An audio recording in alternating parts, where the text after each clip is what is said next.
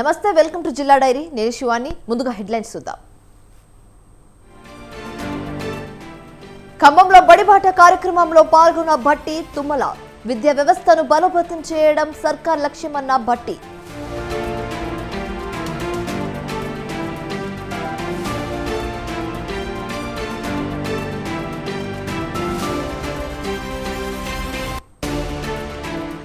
Achampet municipal chairman పై నెగ్గిన అవిశ్వాసం. తీర్మానానికి అనుకూలంగా 16 ఓట్లు. బీఆర్ఎస్ దూరం.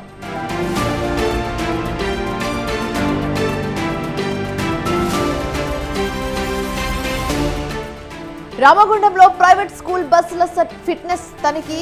రూల్స్ కు విరుద్ధంగా బస్సులు నడిపిస్తే చర్యలు తీసుకుంటామన్న ఎంవీఐ.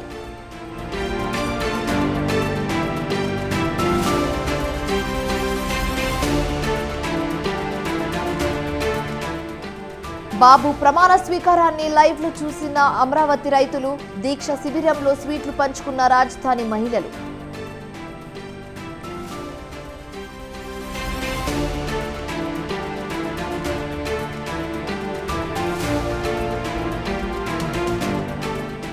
కాకినాడ జిల్లా జగ్గంపేటలో ఆర్టీసీ బస్ బీభత్సం. బ్రేక్ ఫెయిల్ అయి కాంప్లెక్స్ లోకి దూసుకెళ్లిన బస్.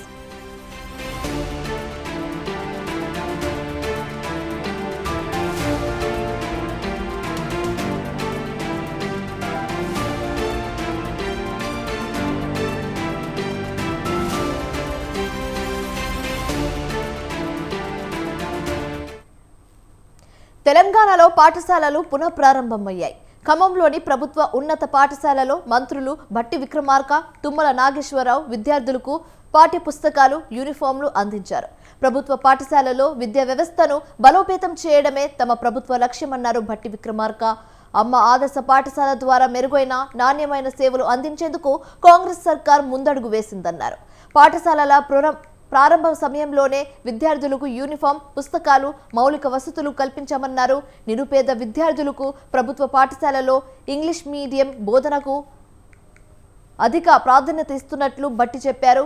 విద్యాశాఖ ప్రతి పాఠశాల అవసరాలు తెలుసుకొని సమస్యలు పరిష్కరించాలని సూచించారు. నేటి బాలలే రేపటి పౌరులను మనం చిన్నప్పటి నుంచి చదువుకుంటూ ఉంటాం. నీ భవిష్యత్తు బాగుంటే రాష్ట్ర భవిష్యత్తు బాగుంటుంది. ప్రభుత్వ పాఠశాలలంటే నిర్లక్ష్యానికి గురయ్యేటువంటి వ్యవస్థలనేటువంటి నమ్మకం నుంచి బయటికి తీసి ప్రభుత్వ పాఠశాలలో విద్యా వ్యవస్థ అత్యంత ప్రియమైనది, ప్రధానమైనది, ఈ రాష్ట్రానికి బాగా ఇష్టమైనది అనేది కూడా చెప్పే కార్యక్రమంలో భాగంగానే ఈ కార్యక్రమాలన్నింటినీ చేస్తూ ఉన్నాం. అమ్మ ఆదర్శ పాఠశాలలు, ప్రభుత్వ పాఠశాలలో చదువుకున్నటువంటి ప్రతి విద్యార్థికి కావలసినటువంటి వసతులు ఆయా పాఠశాలలో ఏర్పాటు చేయాలనేదే ప్రభుత్వం యొక్క ప్రధాన లక్ష్యం. ఈ రేవంత్ రెడ్డి గారి ప్రభుత్వం ఇచ్చింది. దానికి అనుగుణంగా విద్యా వైద్యం మీద ప్రధానమైనటువంటి ఫోకస్ పెట్టాలని చెప్పి ఈ ప్రభుత్వం యొక్క ఆలోచన. అందుకని నిన్న ముఖ్యమంత్రి గారు కూడా చెప్పారు, విద్యకి ఎంతైనా సరే ఖర్చు చేద్దాము, అవసరమైతే మౌలిక వసతుల కల్పన కోసం ఒక 2000 కోట్లు భట్టి గారి పర్మిషన్ తీసుకొని నిన్ననే మాటిచ్చాం. ఇంకా మిగిలిపోయినటువంటి పాఠశాలలన్నీ కూడా ఇప్పటికి సగానికి సగం అయినాయి అని అనుకుంటున్నా నేను.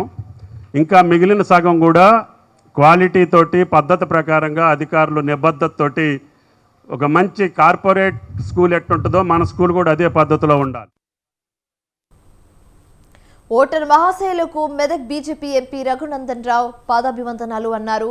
తన గెలుపులో కీలక పాత్ర పోషించిన సిద్దిపేట ప్రజలకు రుణపడి ఉంటానన్నారు. పార్లమెంట్లో పేద ప్రజల గొంతును వినిపిస్తానన్నారు. అంతకుముందు సిద్దిపేట సరభేశ్వర ఆలయంలో రఘునందన్ ప్రత్యేక పూజలు నిర్వహించారు. అనంతరం అమర్నాథ్ అన్నదాన సేవా సమితి ఆధ్వర్యంలో నిర్వహించిన శివపార్వతుల కళ్యాణ మహోత్సవంలో పాల్గొన్నారు.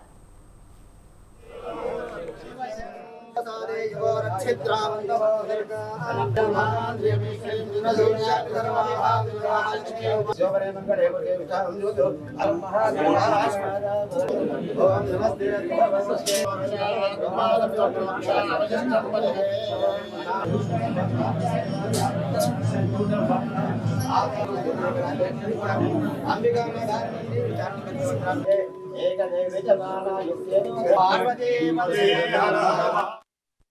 సిద్దిపేట నియోజకవర్గ ప్రజలకి ఓటర్ మహాశయులందరికీ కూడా శిరస్సు వంచి ప్రణామాలు తెలియజేస్తా ఉన్నాను. నా ఈ గెలుపు లోపల సిద్దిపేట నియోజకవర్గ పరిధి లోపల వచ్చినటువంటి ఓట్లు, సిద్దిపేట ప్రజలు ఓటర్ మహాశయులు చూపించినటువంటి అభిమానానికి జీవితకాలం రుణపడి ఉంటానని చెప్పి ఈ సందర్భంగా తెలియజేస్తా ఉన్నాను. నరేంద్రుడి నాయకత్వంలో మూడోసారి దేశంలో భారత ప్రభుత్వం ఏర్పాటు కావడం జరిగింది. త్వరలోనే మేమందరం కూడా పార్లమెంట్ సభ్యులుగా ప్రమాణ స్వీకారం చేస్తాం. తెలంగాణ ఉద్యమకారుడిగా, తెలంగాణ బిడ్డగా ఈ గడ్డకు రావాల్సినటువంటి ప్రతి అంశం విషయంలో, ప్రతి సమస్య విషయం లోపల రఘునందన్ ఎట్లయితే వాయిస్ ఆఫ్ వాయిస్లెస్గా తెలంగాణ శాసనసభలో పేద ప్రజల గొంతును వినిపించిండో, అట్లే భవిష్యత్తులో భారత పార్లమెంట్లో కూడా మెదక్ పార్లమెంటు కీర్తి ప్రతిష్టలను పెంచుతానని, ఈ ప్రాంత సమస్యలన్నింటినీ స్పష్టమైనటువంటి అవగాహన కలిగినటువంటి వ్యక్తిగా పరిష్కరించేందుకు నా శాయశక్తుల కృషి చేస్తానని చెప్పి ఈ సందర్భంగా తెలియజేస్తూ సిద్దిపేట నియోజకవర్గ ప్రజలకి ఓటర్ మహాశయులందరికీ కూడా ఆదిలాబాద్ జిల్లా ఇంద్రవెల్లి మండలంలో బడిబాట కార్యక్రమంలో జిల్లా కలెక్టర్ పాల్గొన్నారు. స్కూల్ ప్రారంభమైనందున బడిబాట కార్యక్రమం చేపట్టినట్లు కలెక్టర్ చెప్పారు. ప్రభుత్వ స్కూల్లో ఉచిత విద్య, ఉచితంగా పుస్తకాలు, పాఠశాల యూనిఫామ్ విద్యార్థులకు అందజేస్తున్నామని తెలియజేశారు. ప్రతిష్టాత్మకంగా చేపట్టిన బడిబాట కార్యక్రమం విద్యార్థులను అన్ని రకాలుగా తీర్చిదిద్దుతుందని ఖానాపూర్ ఎమ్మెల్యే వెడమ బొజ్జు అన్నారు. అయితే అమ్మ ఆదర్శ పాఠశాలలో భాగంగా ప్రతి పాఠశాలకు బాత్రూమ్, కరెంట్, నీటి సౌకర్యాలు కల్పించినట్లు చెప్పారు.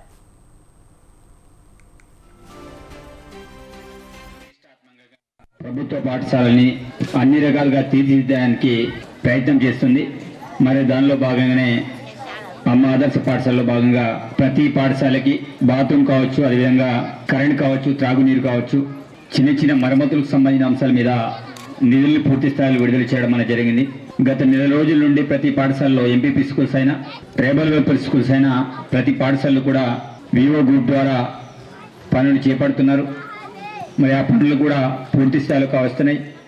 ఇప్పుడిప్పుడే ట్రైబల్ వెల్ఫేర్ పాఠశాలలో మొన్న రీసెంట్గా వాటి మీద కూడా స్టార్ట్ చేయడం అనేది జరిగింది. దానికంటే ముందు దానికి డబ్బులు అనేది రిలీజ్ కాలేదు. చాలా ప్రతిష్టాత్మకంగా ప్రభుత్వ పాఠశాలని అన్ని రకాలుగా తీర్చిదిద్దడానికి. నాగర్ కర్నూలు జిల్లా అచ్చంపేట మున్సిపల్ చైర్మన్ నరసింహ గౌడ్ పై అవిశ్వాసం తీర్మానం నెగ్గింది. అవిశ్వాస తీర్మానానికి అనుకూలంగా 16 మంది సభ్యులు ఓటు వేశారు. Achampet MLA doctor Vamshikrishna ex officio సభ్యుడిగా తన ఓటు హక్కు వినియోగించుకున్నారు. 4 బీఆర్ఎస్ సభ్యులు ఓటింగ్కు దూరంగా ఉన్నారు. దీంతో చైర్మన్ పై అవిశ్వాస తీర్మానం నెగ్గినట్లు ప్రకటించారు. చైర్మన్ నరసింహ గౌడ్ ఏకపక్ష నిర్ణయాలకు వ్యతిరేకంగా కౌన్సిల్ సభ్యులు గత నెలలో జిల్లా కలెక్టర్కు అవిశ్వాసం తీర్మానంపై లేఖ అందించారు. అయితే కలెక్టర్ ఆదేశాల మేరకు అచ్చంపేట ఆర్డీఓ మాధవి అవిశ్వాసం తీర్మానంపై ఓటింగ్ నిర్వహించారు. ఆర్డీఓ అచ్చంపేట కలెక్టర్ గారు 27/5న నన్ను ఆర్డీఓ అచ్చంపేటని ఈ అవిశ్వాస తీర్మానానికి ప్రిసైడింగ్ ఆఫీసర్గా అపాయింట్మెంట్ చేయడం జరిగింది. ఈ అచ్చంపేట పురపాలక సభ్యులు మొత్తం 20 మంది, ఎమ్మెల్యే గారితో కలిపి 21 మంది. వారు శ్రీ పురపాలక సంఘ చైర్మన్ శ్రీ ఎడ్ల నరసింహగౌడ్ గారిపై అవిశ్వాసం ప్రకటించడం జరిగింది. 25/5న 13 మంది కలిసి అవిశ్వాస తీర్మానం ప్రకటించడం జరిగింది. వారి యొక్క నిర్లక్ష్య ధోరణి, అభివృద్ధిలో అంటే ఏకపక్షంగా వ్యవహరిస్తున్న దేని మీద దాన్ని అవిశ్వాస తీర్మానం ప్రవేశపెట్టడం జరిగింది 13 మంది సభ్యులు. దానికి కలెక్టర్ గారు నన్ను 27వ తారీఖున ప్రిసైడింగ్ ఆఫీసర్గా అపాయింట్మెంట్ చేయడం జరిగింది. ఇచ్చిన వెంటనే మనం ఫామ్ 2 నోటీసు గౌరవ సభ్యులందరికీ 20 మందికి కూడా మనం ఫామ్ 2 నోటీస్ ఇవ్వడం జరిగింది. కే మాధవి ఆర్డీఓ. ప్లాస్టిక్ వాడకంతో పర్యావరణం కలుషితమవుతుందని ఛాంబర్ ఆఫ్ కామర్స్ అధ్యక్షులు రవీందర్ రెడ్డి అన్నారు.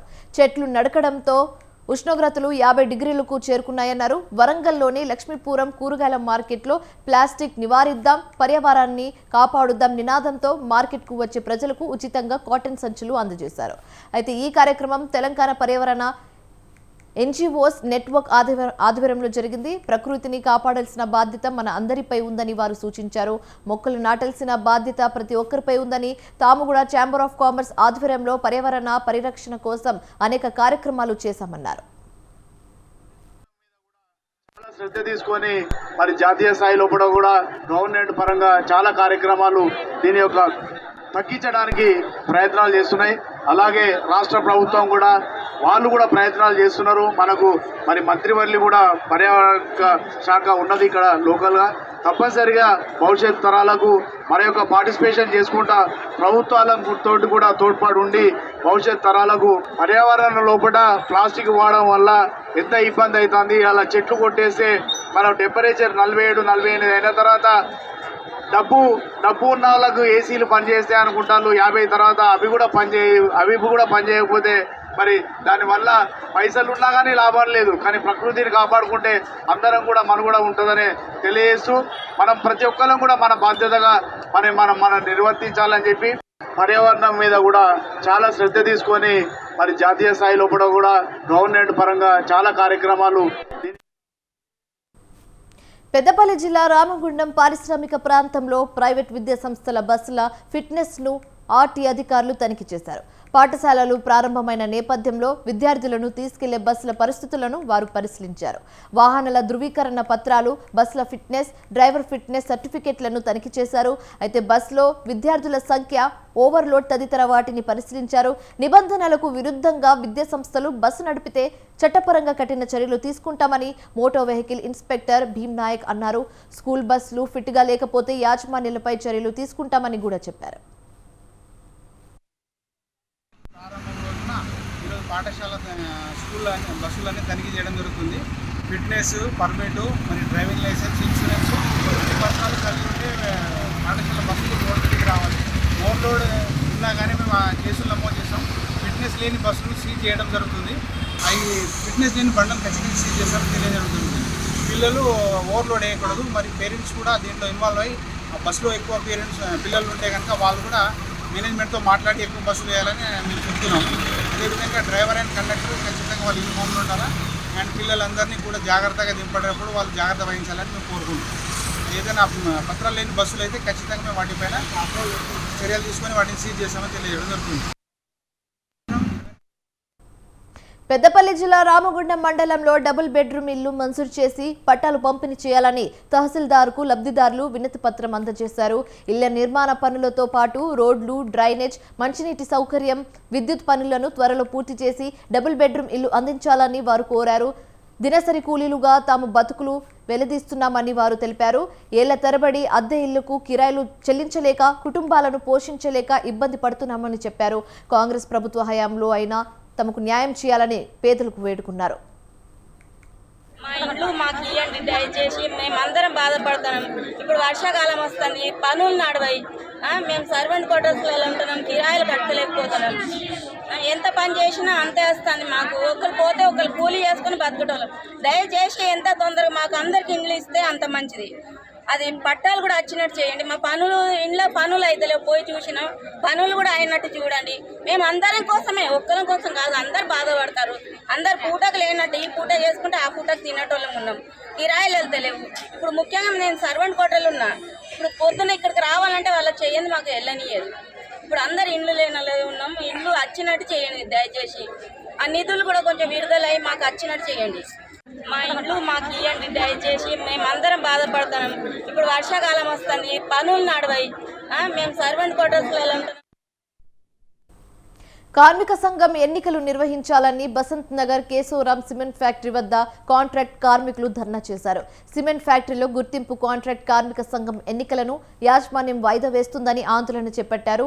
గడువు ముగిసి 8 నెలలవుతున్నా యాజమాన్యం ఎన్నికలు నిర్వహించేందుకు సుముఖంగా లేదని ఆగ్రహం వ్యక్తం చేశారు. కాంట్రాక్ట్ కార్మికుల సమస్యల పరిష్కారానికి యాజమాన్యంతో చర్చలు, గుర్తింపు సంఘం గుర్తింపు రద్దై ఇబ్బంది పడుతున్నామని అన్నారు. కార్మికుల సమస్యల పరిష్కారానికి ఫ్యాక్టరీ అధికారులు సుముఖతం వ్యక్తం చేశారు. ఈ నెల 18న ఎన్నికలు నిర్వహిస్తామని చెప్పారు. కేశవరాం సిమెంట్ ఫ్యాక్టరీ గేటు ముందు ఏదైతే కాంట్రాక్ట్ కార్మికులకు బేసిక్ల విషయంలో, అదేవిధంగా ఎలక్షన్ విషయంలో నష్టం జరిగిన సందర్భంలో దాదాపుగా 1000 నుండి 1200 మంది కార్మికులతోని బైఠాయించడం జరిగింది. దీనికి గాను, ఈ నిరసన తెలియజేసినందుకు గాను మేనేజ్మెంట్ వారు దిగివచ్చి మళ్ళీ యథావిధిగా అంటే ఒక 2 రోజులు పెంచి ఇలా ఎలక్షన్ ప్రక్రియ ప్రారంభం చేయడం జరుగుతూ ఉంది. రేపటి నుండి కార్మికుల పక్షాన ముందుండి పోరాటం చేసినందుకు ఇలా సఫలీకృతమైనని చెప్పి మా కార్మికులందరికీ కూడా నమస్కారాలు తెలియజేసుకుంటూ అదేవిధంగా మేనేజ్మెంట్ వారు ఒప్పుకున్నందుకు కూడా వారికి కూడా కృతజ్ఞతలు తెలుపుకుంటూ ఈరోజు కేశవరాం సిమెంట్ ఫ్యాక్టరీ గేటు ముందు ఏదైతే భద్రాద్రి కొత్తగూడెం జిల్లా అశ్వరావుపేటలో చికెన్ షాపుల యూనియన్ మాఫియాల తయారైందనే విమర్శలు వస్తున్నాయి. అధిక ధరలకు చికెన్లు విక్రయించి వినియోగదారుడికి జేబులకు చిల్లులు పెడుతున్నారని అంటున్నారు. అధికారుల పర్యవేక్షణ లేకపోవడంతో యూనియన్ సభ్యులు తక్కువ ధరకు చికెన్ అమ్మే షాపులపై దాడులు చేయడం విశేషం. అయితే కిలో చికెన్కు ప్రభుత్వం మార్కెట్ ధర 220 రూపాయలు ఉండగా అశ్వరావుపేటలో చికెన్ మాఫియా 270 నుంచి 290 రూపాయలు అమ్ముతుందంటున్నారు. అయితే యూనియన్లో లేని ఓ దుకాణదారుడు మార్కెట్ ధరకే బోర్డు పెట్టి చికెన్ అమ్ముతూ ఉండడంతో యూనియన్ సభ్యులు ఆ షాప్పై దాడి చేశారు. అడ్డొచ్చిన వర్కర్ని చితకబాదడం చర్చనీయాంశమైంది.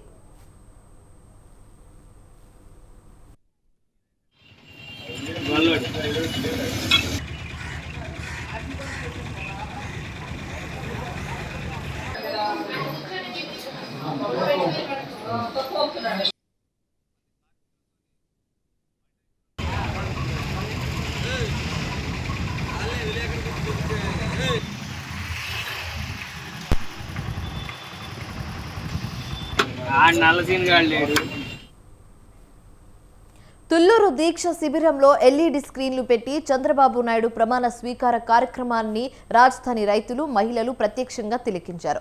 చంద్రబాబు ప్రమాణ స్వీకారం పూర్తయిన మరుక్షణం జై చంద్రబాబు, జై తెలుగుదేశం అంటూ వారు నినాదాలు చేశారు. అనంతరం మహిళలు, రైతులు ఒకరికొకరు స్వీట్లు తినిపించుకొని శుభాకాంక్షలు చెప్పుకున్నారు. చంద్రబాబు మళ్లీ సీఎం అవటం పట్ల హర్షం వ్యక్తం చేశారు. రాజధాని మహిళలు డీజేలతో రోడ్డుపై నాట్యం చేసి ఆనందంతో కేరింతలు చేశారు. ఆడ, మగ, చిన్న, పెద్ద, ముసలి తేడా లేకుండా డాన్స్ చేసి పండుగ చేసుకున్నారు.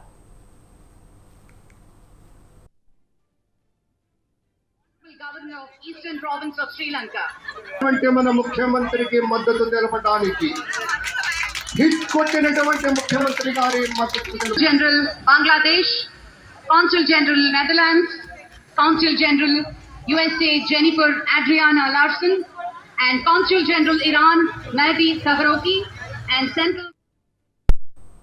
చంద్రబాబు ముఖ్యమంత్రిగా ప్రమాణ స్వీకారం చేసిన సందర్భంగా చిత్తూరు జిల్లా గుడిపల్లి మండలం గుత్తర్లపల్లిలో టీడీపీ నేతలు, కార్యకర్తలు సంబరాలు చేశారు. అగ్నిమారెమ్మ ఆలయంలో ప్రత్యేక పూజలు నిర్వహించారు. 4 పొట్టెలను సమర్పించి మొక్కులు చెల్లించుకున్నారు. తెలుగుదేశం పార్టీ జెండాను ఆవిష్కరించి చంద్రబాబు చిత్రపటానికి పాలాభిషేకం చేశారు. జై బాబు, జై జై బాబు అంటూ పెద్ద ఎత్తున నినాదాలు చేశారు. రాష్ట్ర అభివృద్ధి చంద్రబాబుతోనే సాధ్యమని స్థానిక నాయకులు అన్నారు. ఈ కార్యక్రమంలో టీడీపీ నేతలు, కార్యకర్తలు, అభిమానులు పాల్గొన్నారు.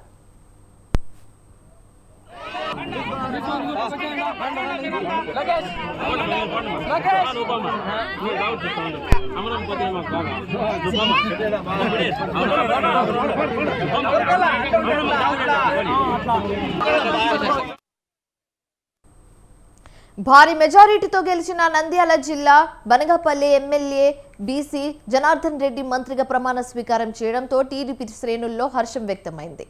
జనగాపల్లె టీడీపీ కార్యాలయం నుండి పాత పెట్రోల్ బంక్ సర్కిల్ వరకు ఆ పార్టీ నాయకులు, కార్యకర్తల ఆధ్వర్యంలో భారీ ర్యాలీ నిర్వహించారు. టపాసులు పేల్చుతూ కేక్ కట్ చేసి సంబరాలు జరిపారు.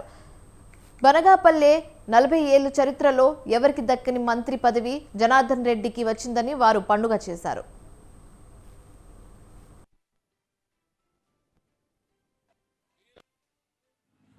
సుఖ సంతోషమైన దినము. ఆ కాలంలో ఆగస్టు 15 శత్రువులతో సాధించుకొని మేము ఆగస్టు 15 చేశాము. ఈ రోజు బీసీ జనార్దన్ రెడ్డి గారు ప్రమాణ స్వీకారం చేస్తున్నారు.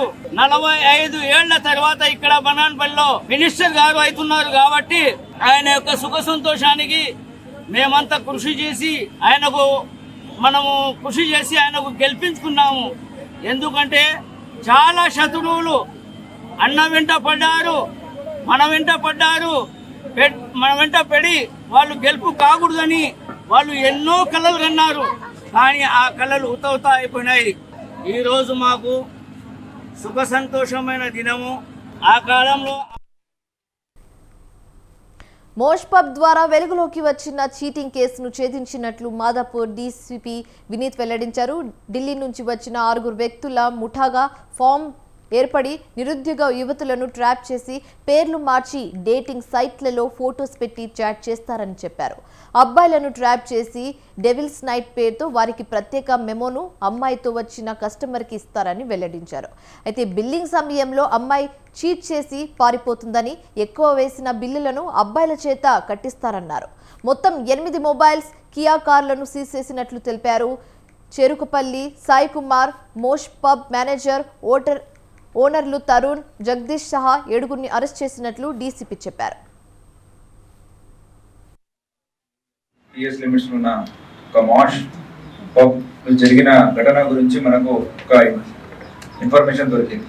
ఆ ఇన్ఫర్మేషన్ ప్రకారంగా ఆన్లైన్లో ఉన్న డేటింగ్ యాప్స్ ఏమేమి ఉన్నాయి, టిండర్, బంబెల్, అలాగే మిగతా అదర్ యాప్స్లో ఈ కస్టమర్స్ని ల్యూర్ చేసుకొని తీసుకొచ్చి మాష్ పబ్లు 40,000 50,000 బిల్లు చేసి తర్వాత ఆ అమ్మాయి ఎవరున్నారో పరారీ అవుతున్నారు. ఈ ఒక రిపీటెడ్ గా జరిగినప్పుడు వాళ్ళు పోలీస్ని అప్రోచ్ అయ్యారు. దీని వెనక మనం ఇన్వెస్టిగేషన్ చేసినప్పుడు దొరికింది ఏమంటే ఒక మూట 6 people from Delhi nights club అనేది ఒకటి పెట్టారు. అక్కడి నుంచి వీళ్ళు వచ్చేసి ఈ హిందూపురం న్యాయవాది కాంగ్రెస్ పార్టీ జాతీయ కార్యదర్శి సంపత్ కుమార్ హత్య కేసును శ్రీ సత్యసాయి జిల్లా హిందూపురం 1 టౌన్ పోలీసులు ఛేదించారు. ఈ కేసుకు సంబంధించి 5గురిని అరెస్ట్ చేసినట్లు డీఎస్పీ శ్రీనివాసులు తెలిపారు. నిందితులు రామాంజనేయులు, రంగం రవీంద్ర, భూమా లోకేష్, కావాలి శ్రీకాంత్, జంపుల శ్రీనివాసులు నాయుడును అరెస్ట్ చేసినట్లు డీఎస్పీ చెప్పారు. మే 29న హిందూపూర్లో సంపత్ కుమార్ని హత్య చేసి మృతదేహాన్ని ధర్మవరం పెద్ద చెరువు వద్ద వదిలేసి వెళ్లినట్లుగా చెప్పారు. కనకనపల్లి మండలం మామిళ్లపల్లి క్రాస్ వద్ద సిబ్బంది సాయంతో హిందూపురం 1 టౌన్ సిఐ సుబ్రహ్మణ్యం నిందితులను అరెస్ట్ చేశారు. అతని దగ్గరికి వెళ్ళిన తర్వాత అతని సంపత్ కుమార్ అని జూనియర్ అడ్వకేట్ హిందూపూర్గా తెలియడం జరిగింది. దాని మీద వాళ్ళ ఫాదర్ రాజ్ కుమార్ వచ్చేసి కంప్లైంట్, రాజన్న అని రాజశేఖర్ అని అతను కంప్లైంట్ చేయడం జరిగింది. దాని మీద కేసు దర్యాప్తు జరిపినాము. దీంట్లో ఆ రోజు కంప్లైంట్లో యాక్చువల్గా కృష్ణారెడ్డి, అతని కొడుకు నాగార్జున రెడ్డి, ఒక కొడుకు, నెక్స్ట్ నరేంద్ర అని, రామాంజన 5 మంది మీద ముద్దాలుగా మాకు ఎఫ్ఐఆర్ ఇవ్వడం జరిగింది, కంప్లైంట్ ఇవ్వడం జరిగింది. ఎఫ్ఐఆర్ అయిన తర్వాత దీన్ని ఇన్వెస్టిగేషన్ చేయడం జరిగింది. ఈ ఇన్వెస్టిగేషన్ భాగంలో తెలియదండి కృష్ణారెడ్డి ఎదురుగా ఉన్నటువంటి ఒక స్థలము అది శ్రీకాంత్ అనేది సంపత్ కుమార్ యొక్క 2 ఫ్రెండ్స్ వాళ్ళు. ఈ శ్రీకాంత్ యొక్క స్థలం విషయంలో హిందూపురంలో అనేక కేసులు జరిగినాయి. కృష్ణారెడ్డికి సంపత్ కుమార్ మధ్యలో కూడా గొడవలు జరిగినాయి. ఈ నెల 30 తేదీ ఉదయం ఒకతన్ని చంపేసి మన ధర్మవరం చెరువు మరొకటి దగ్గర పడేయడం జరిగింది. మేము పోయి అతని దగ్గరికి వెళ్ళిన తర్వాత అతని సంపత్ కుమార్ అని జూనియర్ అడ్వకేట్ హిందూపూర్గా తెలియడం జరిగింది. దాని మీద వాళ్ళ ఫాదర్ రాజ్ కుమార్ వచ్చేసి కంప్లైంట్, రాజన్న అనేది. ఇవి జిల్లా diary updates. For more updates keep watching Swatantra news.